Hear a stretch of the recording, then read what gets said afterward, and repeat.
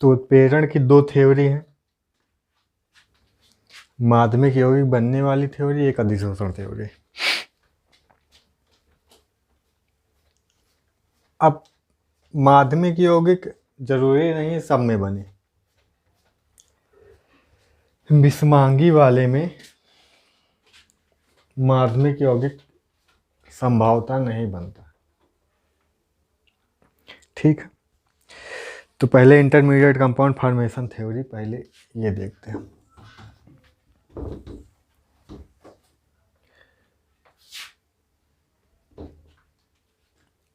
होता क्या है, जैसे ए है बी है, ये दोनों मिल गए, ये बन गया इंटरमीडिएट।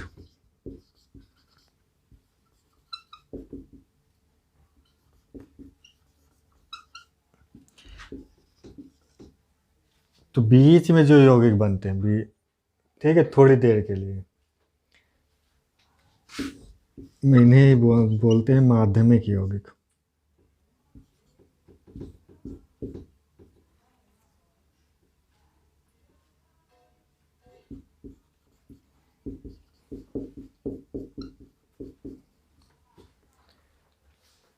ठीक है, इन्हें बोलते हैं माध्यमिक यौगिक।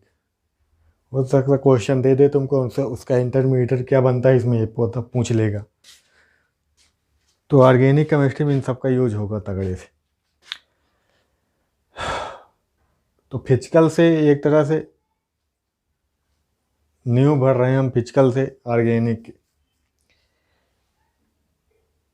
कोई रिएक्शन दे देगा, तुमसे पूछ लेगा इसमें इंटरमीडिएट क्या बनता है, ये बता दो हमको। समझ गए तुम, ऐसे क्वेश्चन आएगा। तो इसके द्वारा हम उत्प्रेरण की व्याख्या करते हैं। किसकी व्याख्या करते हैं? उत्प्रेरण की व्याख्या करते हैं। तो कहता है, वैसे भी ये सारी बातें पहले भी कहीं ना कहीं डिस्कस हुई हैं तुम्हारे साथ। अभिकारक के अणु क्या होते हैं? सीधे टकराते हैं। ठीक है, सीधे क्रिया करके उत्पाद नहीं बनाते। बात समझ में आई? जैसे ए और बी मिल जाएं, सीधे प्रोडक्ट दे दें, ऐसा कुछ नहीं होता है। पहले ये दोनों किससे मिलते हैं? किस उत्प्रेरक से। किससे?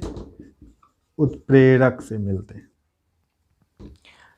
हम पहले बताए थे तुमको, उत्प्रेरक क्या करता है? सरफेस प्रदान करता है, उसको एक तरह का अपनी जगह देता है। अच्छा, उसके लिए क्या देता है? जगह देता है। किसके लिए? ए बी के लिए। ए बी क्या है यहाँ? अभिकारक है। ये है, ये इस पे आ गए, इस पे आ गए, एब्जॉर्ब हो गए, यहीं पर जाकर प्रोडक्ट फिर अलग हो जाएगा। यही होता है। तो ये चीज़ें हम तुमको पहले भी बताएं, समझाएं। वही ये थ्योरी बोल रही है। क्या बोल रही है? तो यहाँ पे ये जो काम होगा, यहाँ पे आएगा, तो ये यहीं पे क्या बनेगा? इंटरमीडिएट बनेगा। उत्प्रेरक पर ही क्या बनेगा? इंटरमीडिएट बनेगा। बात समझ में आई? उत्प्रेरक पर ही इंटरमीडिएट बन जाएगा। ठीक है, तो जो अभिकारक होते हैं वो सीधे उत्पाद में नहीं बदलते, टकरा कर आपस में क्रिया करके नहीं बनते। पहले वे किसके साथ? उत्प्रेरक के साथ मिलके क्या बनाते हैं? एक माध्यमिक यौगिक बनाते हैं। फिर उसके बाद वो उत्पाद में बदलते हैं या बनाते हैं। ठीक है, तो उत्प्रेरक पुनः अपने मूल स्थिति में क्या आ जाता है, वापस आ जाता है। उत्प्रेरक फिर से क्या हो जाता है, खाली हो जाता है। यहाँ उत्प्रेरक यूज नहीं होता। ये सारी बातें हो गई पहले से। ठीक, पर पता होना चाहिए कि बातें आई कहाँ से, तो इसी थ्योरी से आई हैं बातें। ठीक,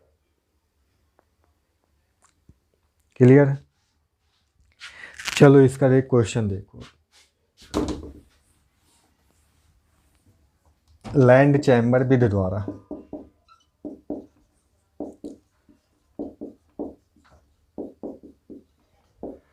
लैंड चैम्बर विधि द्वारा SO2 और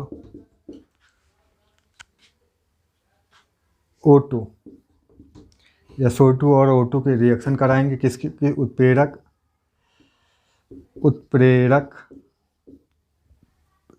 NO। उत्प्रेरक कौन है यहाँ पे, NO की उपस्थिति में।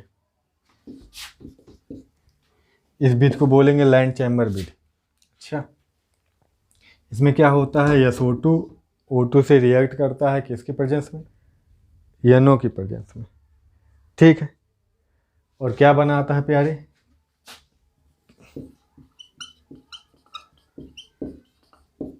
SO3 बनाता है। क्या बनाता है, SO3 बनाता है।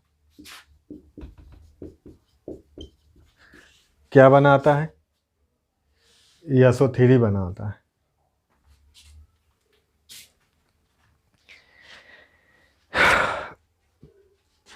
तो तुमसे क्वेश्चन ये पूछ रहा है इसमें इंटरमीडिएट बनाओ, बताओ क्या बनता है।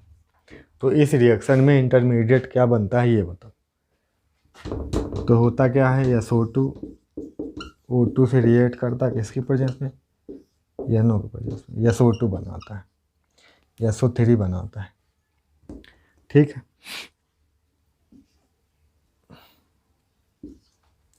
ठीक है, ये तो रिएक्शन हो गई।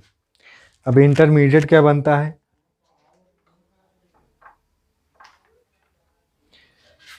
वे देख लेते हैं। तो इसके लिए मैकेनिज्म देखना पड़ेगा। अच्छा, क्रियाविधि द्वारा ही पता चलेगा। क्रियाविधि,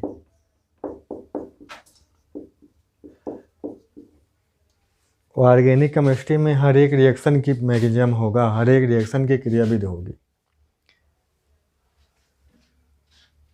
तो पहले स्टेप में क्या होता है, पहले स्टेप में ही क्या बनता है आपका, इंटरमीडिएट बनता है। क्या बनता है, इंटरमीडिएट बनता है। ठीक है, तुमको बताएं हम कि इंटरमीडिएट किसके साथ बनेगी, उत्प्रेरक के साथ। तो यहाँ पे उत्प्रेरक के साथ ही रिएक्शन होगा पहले। ठीक, उत्प्रेरक कौन है यहाँ पे, NO। तो NO किसके साथ क्रिया करेगा, SO2 है, O2 है, इन्हीं दोनों में से किसी के साथ करेगा।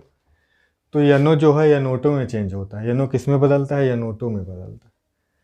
तो SO2 से तो करेगा नहीं, ऑक्सीजन है तो सीधा ऑक्सीजन से क्रिया करके NO2 में बदल जाएगा। यही होता है इस रिएक्शन का इंटरमीडिएट। ठीक, यही इस रिएक्शन का इंटरमीडिएट होता है। अब ये जो माध्यमिक यौगिक बना है ये SO2 से क्रिया करता है, जो NO2 बना है ये SO2 से क्रिया करता है प्यारे। तब देता है क्या, क्या देता है, SO3 देता है और NO बाहर हो जाता है। फिर ये प्रोडक्ट बना हमारा।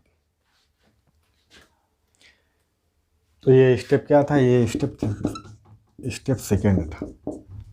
तो पहले स्टेप में क्या होता है, NO O2 से क्रिया करके NO2 बनाता है। सेकेंड स्टेप में NO2 SO2 से क्रिया करता है। कहने का मतलब ये दोनों डायरेक्ट नहीं रिएक्शन करते है ना। यहाँ पे ये इससे करता है। दिखने को तो इस रिएक्शन में क्या दिख रहा है, इसकी उपस्थिति होती है, बस इसकी उपस्थिति में ये दोनों रिएक्शन करके ये बना डालते हैं फटाक से। पर देखो हकीकत में क्या हो रहा है, हकीकत में ये काम होता है। अच्छा, NO क्या है, NO O2 से रिएक्शन करके NO2 बनाते हैं, NO2 SO2 से क्रिया करके SO3 बनाती। अब क्वेश्चन है हम शुरुआत से ही चिल्लाए हैं, लेकिन ये चीज़ें मैंने पहले भी समझाई तुमको। उत्प्रेरक जो होता है किसी भी रासायनिक अभिक्रिया में भाग नहीं लेता है, सिर्फ क्या करता है, उसके रेट को बढ़ाता घटाता है, उसके रेट को बढ़ा देता है, उसके रेट को क्या करता है, बढ़ा देता है। तो यहाँ तो सर भाग ले रहा है इस रिएक्शन में, तो भाग लेने का मतलब क्या हुआ है, वो कंज्यूम नहीं होता किसी भी तरह से, वो कंज्यूम किसी भी तरह से नहीं होता। अर्थात जितनी 1 ग्राम लिए थे तो बाद में भी हमें क्या मिल जाएगा, 1 ग्राम हमें मिल जाएगा। क्लियर? मतलब इसमें किसी तरह का भी परिवर्तन नहीं आया है, यनों में किसी तरह का परिवर्तन नहीं आया है, यनो किसी दूसरी चीज़ में चेंज नहीं हुआ है।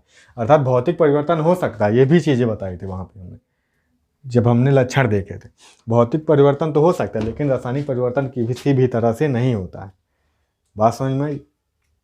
तो उत्प्रेरण या उत्प्रेरक के बारे में ये थ्योरी है, बहुत अच्छे से समझाते हैं। समझ पाए तुम? तो सीधा किसी भी रिएक्शन में भाग लेने का मतलब वो कंज्यूम होता, कोई दूसरा प्रोडक्ट देता, तभी ना कहेंगे रिएक्शन हुई है, उसके भी कोई ना कोई केमिकल रिएक्शन हुई है। यहाँ पे वो तो चेंज होता ही नहीं, वो तो ऐसा ही रखा रहता, नहीं कि उसकी केमिकल रिएक्शन नहीं हुई है, इसीलिए कह देते वो रासायनिक अभिक्रिया में भाग नहीं लेता है। इस बात का मतलब समझो, क्योंकि यहाँ पे दिख रहा है तो भाग ले रहा है, लेकिन ऐसा नहीं है, भाग नहीं लेता है। ठीक है? और भी थ्योरी है कुछ वो चीज़ें आप पहले पढ़ चुके हो। आगे देखते हैं, क्वेश्चन का आंसर होगा ये इंटरमीडिएट ये बनता है। ठीक,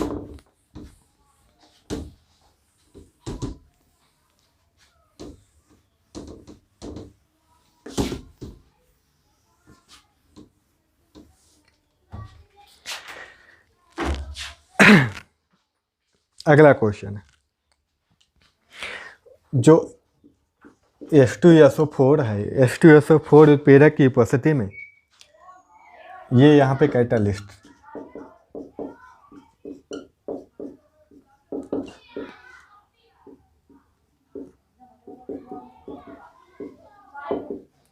उपस्थिति में 140 डिग्री सेल्सियस पर C2H5OH एथिल अल्कोहल अभिक्रिया करके ईथर बनाता है। अभिक्रिया करके क्या बनाता है प्यारे? ईथर बनाता है। ठीक है? रिएक्ट करके क्या बनाता है? ईथर बनाता है। तो रिएक्शन तो ये बोल रहा है कि ये बस रिएक्शन ऐसे लिखना होगा तो सिर्फ ऐसे लिख देंगे बस, C2H5OH है, किसकी प्रेजेंस में प्यारे? H2SO4। टेम्परेचर कितना? 140 डिग्री। इस रिएक्शन में टेम्परेचर का खासा रोल है, अगर टेम्परेचर घटाओगे बढ़ाओगे तो प्रोडक्ट बदल जाता है। ठीक है? प्रोडक्ट बदल जाता है। तो क्या बनाता है? सीधा लिख लें एथिल को, क्या बना? ईथर बनाता है। ईथर की पहचान क्या है? O। ईथर की पहचान क्या है? O। तो यहाँ पे कौन सा ईथर बनेगा? C2H5 समूह है, C2H5, तो डाई एथिल ईथर बनेगा, C2H5O C2H5। तो ईथर की पहचान क्या है? तो बीच में O होता है और डबल बॉन्ड इसकी वैलेंसी 2 से पूरा होती है। ठीक है? तो C2H5 यहाँ पे लगा है, तो 2 C2H5 लगेंगे। यहाँ पे क्या लगेंगे? 2 C2H5 लगेंगे, तो 2 से लगा लेंगे यहाँ पे। यहाँ पे 2 C2H5 तो मिल गए, 2 ऑक्सीजन ही बन गए, 2 हाइड्रोजन ही बन गए। एक ऑक्सीजन का यूज हुआ है, पर एक ऑक्सीजन 2 हाइड्रोजन रह गए हैं, तो यहाँ पे पानी भी निकल जाएगा। यहाँ पे क्या निकल जाएगा? पानी भी निकल जाएगा। वैसे भी आप अगर इसका यूज किस निर्जलीकारक के रूप में करते हैं, वाटर को रिमूव करने में करते हैं H2SO4 का यूज, है ना? ये चीज़ इसका एक करेक्टर होता है ना, याद रखना। H2SO4 का यूज हम निर्जलीकारक के रूप में करते हैं, अर्थात वाटर को रिमूव करने में इसका यूज करते हैं। अब यहाँ पे तो पता चलता नहीं इंटरमीडिएट क्या बना था क्या नहीं, रिएक्शन कैसे हुई, क्या बस यही बदल जाता है उस चीज़ में। तो यहाँ पे SO4 का क्या रोल होता है, यहाँ पे SO4 का क्या रोल होता है, ये चीज़ जिससे क्लियर नहीं हुई, और देख लेते हैं फिर।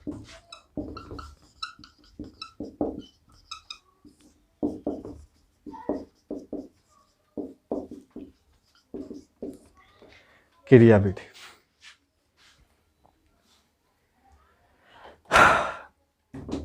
तो हम पहले बताएं, जो भी रिएक्टेंट होगा वो पहले किसके साथ अटैच होगा? H2SO4 के साथ, कैटालिस्ट के साथ। तो इसमें भी ऐसा ही हो, C2H5OH H2SO4। इसका काम क्या होता है, पानी को बाहर निकालना। इसका काम क्या होता है, पानी को बाहर निकालना। C2H5 से OH भी निकल सकता है, H भी निकल सकता है। वैसे ही इसका काम H2SO4 का काम क्या होता है, H+ देना। H2SO4 का काम क्या होता है, H+ देना। ठीक है, उसका H+, इसका OH, उसका H+, इसका OH क्या बाहर हो जाएगा, H2O बाहर हो जाएगा। इसका काम होता है, अम्ल है ना, एसिडिक होता है। अम्ल का काम ही होता है, बहुत छोटी क्लास से पढ़ते हो, H+ देना, H+ OH-, ये क्या बनाएगा, H2O बनाएगा। ठीक है, अब बचा क्या है यहाँ पे, सिर्फ देखो H+ चला गया है, HSO4 बचा है। क्या बचा है, HSO4, और इसकी भी एक वैलेंसी फ्री हो गई है, OH बाहर चला गया है। ठीक है, 2 कार्बन से 2 कार्बन कितने अटैच करेंगे, 5 जुड़े हैं, एक वैलेंसी फ्री हुई है ना। ठीक है, तो ये आके यहाँ पे फिर जुड़ जाए, जहाँ से हटेगा जो चीज़ वहाँ से नई चीज़ जुड़ जाएगी। एक बांड टूटेगा तभी ना दूसरा बांड बनेगा, तो एक बांड टूटा है तो अब ये इसके साथ दूसरा बांड बना लेगा जाए, तो क्या बन जाएगा, C2H5HSO4 बन जाएगा, C2H5HSO4 बन जाएगा। अब ये बन गया, ये तो स्टेप फर्स्ट की बात है। ये कहाँ की बात है, स्टेप फर्स्ट। ऑर्गेनिक केमिस्ट्री में क्रियाविधि में ये सब चीज़ें बम्पर यूज होंगी, अगर सही से पढ़ोगे तो नहीं तो कोई ज़रूरत नहीं बोर्ड एग्जाम के लिए।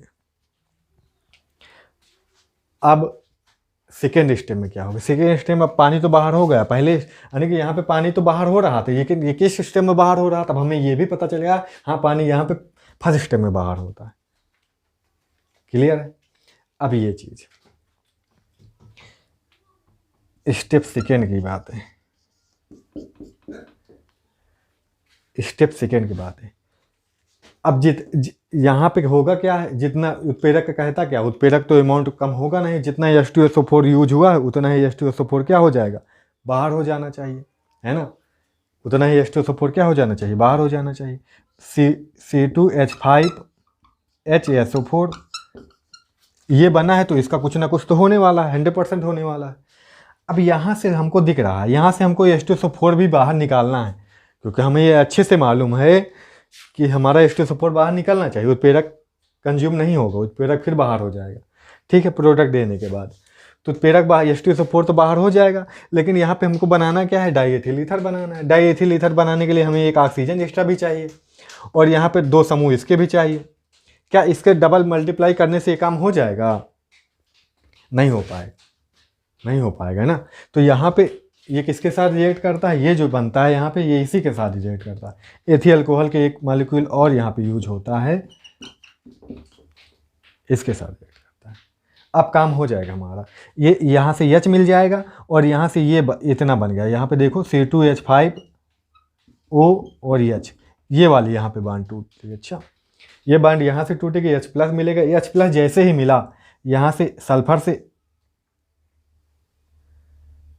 फ्री है, यहाँ से H2SO4 के रूप में बाहर निकल जाएगा, H2SO4 के रूप में बाहर निकल जाएगा, और यहाँ पे जहाँ से H हटा है वहाँ से C2H5 जुड़ जाएगा। तो C2H5O वो था यहाँ पे, ठीक है, फिर C2H5 ये बन गया, ये H2SO4 बाहर हो गया। होता है ऐसा है।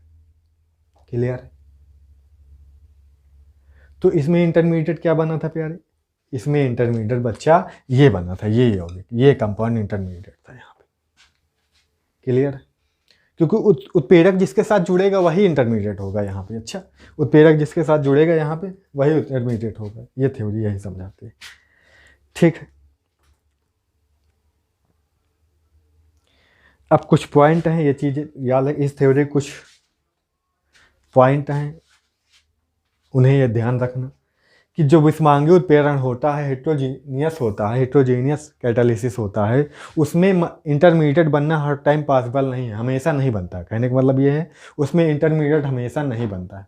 क्लियर है, उसमें इंटरमीडिएट हमेशा नहीं बनता। अब यहाँ पे एथिल अल्कोहल, ये भी लिक्विड है, ये भी लिक्विड है, ये कैसा है, होमोजीनियस कैटालिसिस था, तो यहाँ पे इंटरमीडिएट बन रहा था आराम से।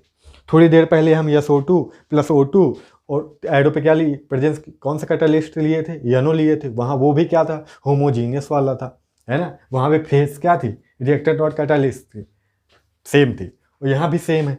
तो ये तो होमोजीनियस वाले एग्जाम्पल है ना, होमोजीनियस वाले कैटालिसिस है, समांगी उत्प्रेरण है, तो इनमें तो पॉसिबल है इंटरमीडिएट बनना, लेकिन विषमांगी वाले में हमेशा पॉसिबल नहीं है, ये चीज़ याद रखना।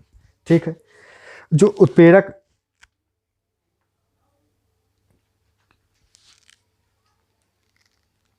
वर्धक उत्प्रेरक किस प्रकार का और क्यों उत्प्रेरक की सक्रियता बढ़ाते, ये चीज़ हम कल बताए थे ना तुमको पिछले क्लास में।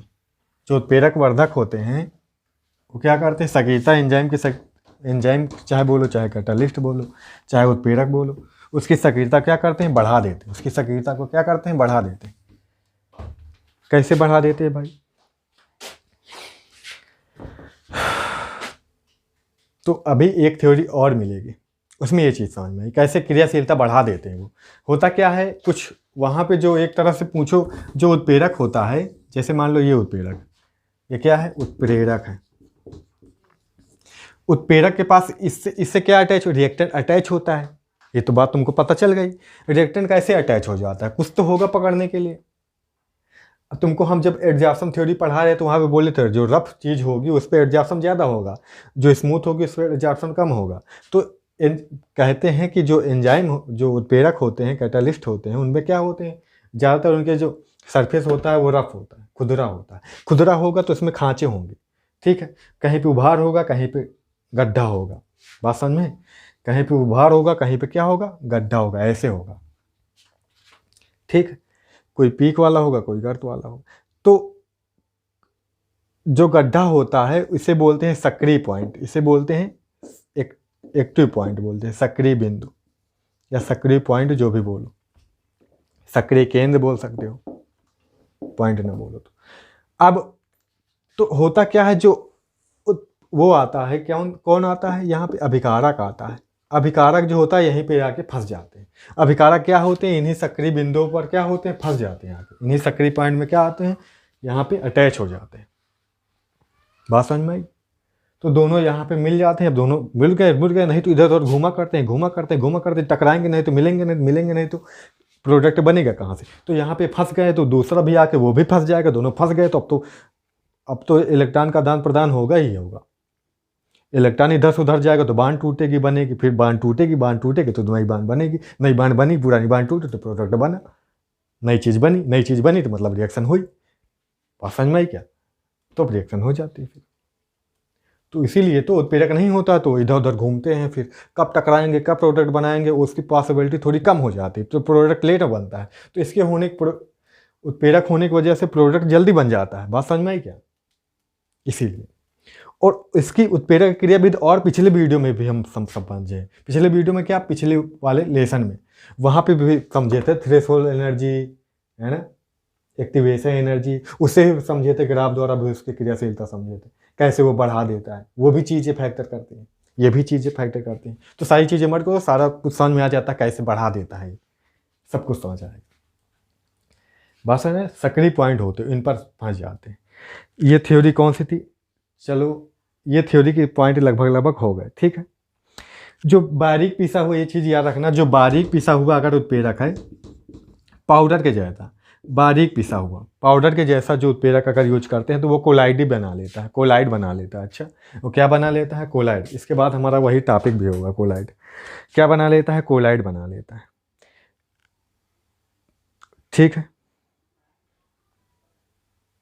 ये चीज़ें याद रखना।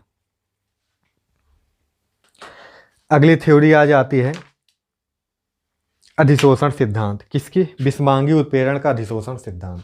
अभी पहली थ्योरी हो गई हमारी खत्म। दूसरी थ्योरी क्या है,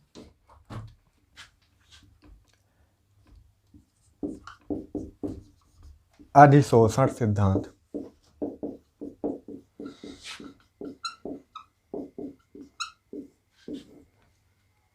किसके लिए है, विषमांगी उत्प्रेरक के लिए।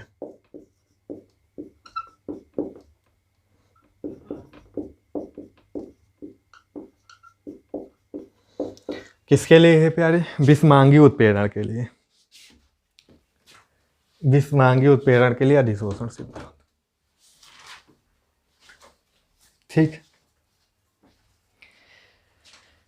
विषमांगी उत्प्रेरण में क्या होता है, उत्प्रेरक कैसा होता है, ठोस होता है, ये चीज़ याद रखना। यहाँ पे कैटालिस्ट कैसा होता है, मोस्टली यहाँ पे सॉलिड ही होता है। क्या है, सॉलिड होता है, ठीक, उनके लिए। तो यहाँ पे जो सॉलिड होगा वो किस तरह कार्य करेगा, यहाँ पे एडजॉर्बेंट की तरह कार्य करेगा, अधिशोषक की तरह कार्य करेगा।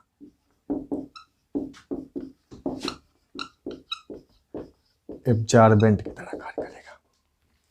किसकी तरह कार्य करेगा, अधिशोषक। अधिशोषक क्या होते हैं, जिन पर कोई चीज जाके चिपकती है। अब भाई कैटालिस्ट पे ही जाके तो क्या चिपकता है जाके, रिएक्टेंट हमारा, रिएक्टेंट वहीं पर जाकर तो अटैच होता है, वही चीज बोल रहा है। जो यहाँ पे कैटालिस्ट होता है वो किसका काम करता है, अधिशोषक का काम करता है। ये थ्योरी ये बोलते, बात समझ में। अधिशोषक क्या होता था, जो चीज जाके चिपकती है, जिस पर चिपकती है वो अधिशोषक, जो चीज जाके चिपकती है वो अधिशोषक। तो अभी ये सारी टर्म खत्म नहीं हुई, अभी मिल रही। तो ये चीज याद रखना। तो यहाँ पे जो प्रोडक्ट, जो हमारा ये सॉलिड होगा तो वो क्या होंगे, या तो गैस होगी या तो लिक्विड होगा। रिएक्टेंट कैसे होंगे, या तो गैस होंगे या तो क्या होंगे, लिक्विड होंगे। गैस भी होगा तो वो भी भगती है, लिक्विड होगा तो वो भी भगती है। भागेगी तो इस पर जाके कहाँ है, कहीं ना कहीं अटैच होगी जाके, क्योंकि इसके पास सक्रिय पॉइंट होते ही होते हैं। क्या होते हैं, सक्रिय पॉइंट होते ही होते हैं। ठीक है। अब यहाँ पे इसकी सतह पर क्या हो जाएगा, अधिशोषक की सतह पर क्या हो जाएगा, जो हमारे रिएक्टेंट होंगे एब्जॉर्प्शन हो जाएगा उनका, एब्जॉर्प्शन हो जाएगा उनका, अधिशोषण हो जाएगा उनका। क्या हो जाएगा, अधिशोषण हो जाएगा। ये चीज़ें तो मैं पहले से भी चिल्ला रहा हूँ, कल से चिल्ला रहा हूँ। रिएक्टेंट क्या हो जाएगा, अधिशोषण हो जाता है, वहाँ पे उसके सरफेस से चिपक जाएंगे जाके। अधिशोषण होने के बाद रिएक्शन होगी। ठीक है, मतलब कहने के मतलब अधिशोषण होगा तो दोनों को होगा, है ना, या फिर एक होगा तो एक ही का, दो रिएक्टेंट होंगे दोनों का होगा। फिर वहीं पे बांड टूटेंगे, वहीं पे बांड बनेंगे। बांड टूटी बांड बने तो क्या हो गया, रिएक्शन हो गई, नए नए प्रोडक्ट बन गए।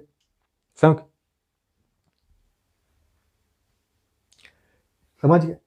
यहाँ पे गैस को क्यों नहीं लेते हैं, क्योंकि गैस की कोई सरफेस नहीं होता, गैस का कोई सरफेस नहीं होता, वो कभी भी यहाँ पे कैटालिस्ट की तरह यूज नहीं होगा। ठीक, गैस कभी भी यहाँ कैटालिस्ट की तरह यूज नहीं होगी। ठीक है, क्लियर है। वैसे भी हम पहले क्लियर कर दिए, विषमांगी उत्प्रेरण में क्या यूज, कैटालिस्ट हमें ज़्यादा मोस्टली क्या होता है, सॉलिड लिया जाता है। ठीक है। अधिशोषण दो प्रकार का होता है, ये तो तुमको पहले भी समझा चुके थे, फिजिकल एब्जॉर्प्शन और केमिकल एब्जॉर्प्शन। फिजिकल वाले में दुर्बल weak van der Waals force of attraction होता है, इसमें रासायनिक वाले में इसमें क्या होता है,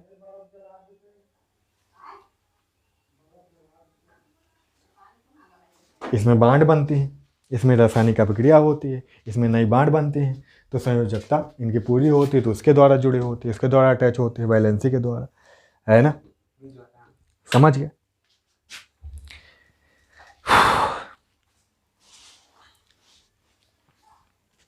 ठीक है। तो एब्जॉर्प्शन थ्योरी की आधुनिक मॉडर्न थ्योरी भी है। ठीक है, एब्जॉर्प्शन की मॉडर्न थ्योरी भी है यहाँ इसके लिए समझाने के लिए। मॉडर्न थ्योरी यही कहती कि उत्प्रेरक पर कैसे एब्जॉर्प्शन होता है। मॉडर्न थ्योरी क्या बताती है, जो उत्प्रेरक सॉलिड, जैसे मान लो कोई सॉलिड है, क्या है, सॉलिड है। जैसे यहाँ पे निकिल का ले सकते हो, ऑक्सीजन कुछ का भी ले सकते हो, निकिल का ही लेते हैं, निकिल का है, निकिल उत्प्रेरक, ये सॉलिड उत्प्रेरक होता है।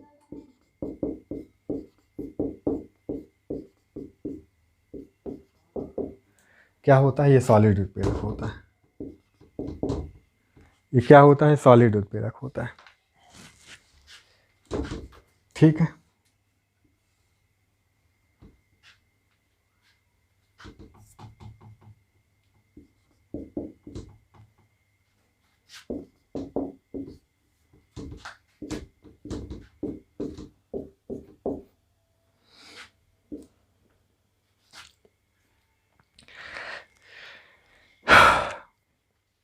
ये इनकी फ्री वैलेंसी, मुक्त संयोजकताएं, मुक्त संयोजकताएं। ठीक है, ये इसका क्या है, पीक है, चोटी है।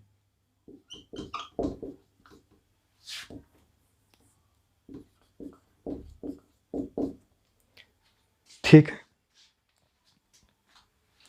तो यही बोलता है, ये थ्योरी क्या बोलती है, मॉडर्न थ्योरी एब्जॉर्प्शन की मॉडर्न थ्योरी है। ये थ्योरी क्या बोलती है, जो उत्प्रेरक होते हैं ये उत्प्रेरक को ही समझाती है, उत्प्रेरण को ही विषमांगी उत्प्रेरण के लिए ही ये थ्योरी है, ये चीज़ याद रखना। मतलब कुल मिला के विषमांगी उत्प्रेरण का अवशोषण सिद्धांत में मॉडर्न चीज़ें जो आई हैं, थोड़ा अपडेटेड हैं, वो चीज़ें क्या बोलती हैं, वही चीज़ें बोलती हैं। क्या बोलती हैं, जो उत्प्रेरक होते हैं ये सॉलिड हैं, यहाँ पे इनके पास क्या होते हैं, कुछ पॉइंट होते हैं। जैसे चोटी है, यहाँ पे चोटी होगी, गर्त होगी, गड्ढा होगा और उभार होगा, गड्ढा होगा उभार होगा, ऐसी चीज़ें होंगी। गड्ढा उभार होगा तो जो गड्ढा वाला पॉइंट होगा और क्या होगा, वो एक्टिव होता है। वो क्या होता है प्यारे, एक्टिव होता है, वो सक्रिय होता है। वो क्या होता है, सक्रिय होता है। वो क्या होता है, सक्रिय होता है। यहाँ पे सक्रियता क्या होती है, उत्प्रेरक की ज़्यादा होती है, यहाँ पे एक्टिव होता है। अब कोई लिक्विड आएगी, गैस आएगी, तो यहीं पर क्या होगा, वो अटैच हो जाएगा। अब इस यहाँ पे अटैच हो जाएगा। और इनकी वैलेंसी भी देखो, निकल के क्या है, यहाँ पे पूरी नहीं है। जहाँ जहाँ पे इससे वैलेंसी पूरी नहीं होंगी जहाँ जहाँ पे वैलेंसी पूरी नहीं होगी, वो एक तरह एक्टिव पॉइंट की तरह ही कार्य करेंगे। वहाँ पे भी वहीं पर गड्ढे होंगे। जहाँ पे वैलेंसी पूरी होगी मतलब निकल पूरी तरह से जुड़ा है चारों तरफ से। जैसे कि इसकी वैलेंसी पूरी है, इसकी वैलेंसी यहाँ, इसकी वैलेंसी पूरी है, इसकी वैलेंसी क्या है, पूरी है। तो कहने का मतलब क्या है, इससे तो अटैच होगा नहीं, जिसकी वैलेंसी पूरी नहीं उससे अटैच हो जाएगा। तो वैलेंसी को तो पूरा ही करता है, वैलेंसी को पूरा ही करता है। बात समझ में आई। तो गड्ढों में क्या होंगे, फंस जाएंगे आगे। गड्ढों में क्या होंगे, फंस जाएंगे आगे। अब ये एक तरह से सरफेस प्रदान कर रहा है। किसको सरफेस प्रदान कर रहा है, रिएक्टेंट को, अभिकारक को। अभिकारक को क्या प्रदान करता है, ये सतह प्रदान करता है। सतह प्रदान करने के बाद प्रोडक्ट में वो चेंज हो जाएगा। कैसे चेंज होता है, इसको हम अभी पहले समझ चुके हैं, ठीक है। अब यहाँ पे जब फंसेगा आगे तो क्या बनाएगा, मध्यवर्ती यौगिक बनाएगा, इंटरमीडिएट बनाएगा। तभी इंटरमीडिएट बनाता है जब उसके साथ वो ज्वाइंट हो जाता है, अटैच हो जाता है। ये चीज़ भी ध्यान रखना, ठीक। तो 3 ही पॉइंट इस मॉडर्न थ्योरी में, ज़्यादा कुछ नहीं, ठीक है। तो ठोस उत्प्रेरक की सतह की परमाणु की संयोजकताएं जो बैलेंसी होती है वो असंतृप्त होती हैं। असंतृप्त जो पूरी नहीं होती, इन्हें क्या बोलते हैं, फ्री वैलेंसी बोलते हैं। क्या बोलते हैं, फ्री वैलेंसी। अभिकारक और ठोस उत्प्रेरक की सतह अधिशोषित हो जाते हैं। जो अभिकारक के अणु होते हैं, जो रिएक्टेंट के मॉलिक्यूल होते हैं, वो ठोस उत्प्रेरक क्या होते हैं, अधिशोषित हो जाते हैं, एब्जॉर्ब हो जाते हैं। क्या हो जाते हैं, एब्जॉर्ब हो जाते हैं। और क्या बनाते हैं, एक्टिवेटेड कॉम्प्लेक्स बनाते हैं। सक्रिय माध्यमिक यौगिक बनाएंगे, एक्टिवेटेड कॉम्प्लेक्स बनाएंगे, जिससे जैसे ही एब्जॉर्ब होंगे समझ लो एक्टिवेटेड कॉम्प्लेक्स बन गया हमारा, इंटरमीडिएट हमारा बन गया। फिर उसके बाद जो सक्रिय संकर आंतरिक ऊर्जा बहुत अधिक होती, जो एक्टिवेटेड वाले होंगे जिनकी वैलेंसी पूरी नहीं है, ओबीसी बात इनकी एनर्जी क्या होगी, हाई होगी। शुरुआत में भी समझाए थे, जिसकी वैलेंसी पूरी नहीं है एनर्जी हाई है, वो अनस्टेबल है। जैसे कोई चीज़ आई, अटैच हुई, वह इसकी वैलेंसी पूरी हो गई, एनर्जी लूज कर देगा, तभी ना एडजॉर्प्शन क्या होती है, उसमें छेपी होती है, एक्सोथर्मिक होती है ना रिएक्शन। तो एनर्जी लूज कर देता है, स्टेबल हो जाता है, ऐसा होता है। फिर जैसे ही ये टूटेगा, उत्पाद में बदलेगा, उत्पाद में क्या हो जाता है, ये बदल जाता है। तो ये सारी चीज़ें थी, ठीक है। और यह क्रम लगातार चलता रहता, ये चीज़ें लगातार क्या होती है, चलती रहती। मतलब एक ही उत्प्रेरक बार बार यूज हो सकता है, ऐसा नहीं कि एक ही बार यूज होगा, एक बार में वो ख़त्म नहीं हो जाता। कहने का मतलब ये है, वो एक ही उत्प्रेरक, ये चीज़ पॉइंट अच्छा है, एक उत्प्रेरक बार बार यूज हो सकता है या नहीं, ठीक है। तो 1 ग्राम, मान लो 1 ग्राम निकल डाल दिए, तो उससे ये नहीं कि एक ही बार रिएक्शन होगी, उससे बार बार रिएक्शन हो सकती है, ठीक है। ये सारी चीज़ें थी, आगे कुछ नहीं, ये सारी चीज़ें हो चुकी हैं।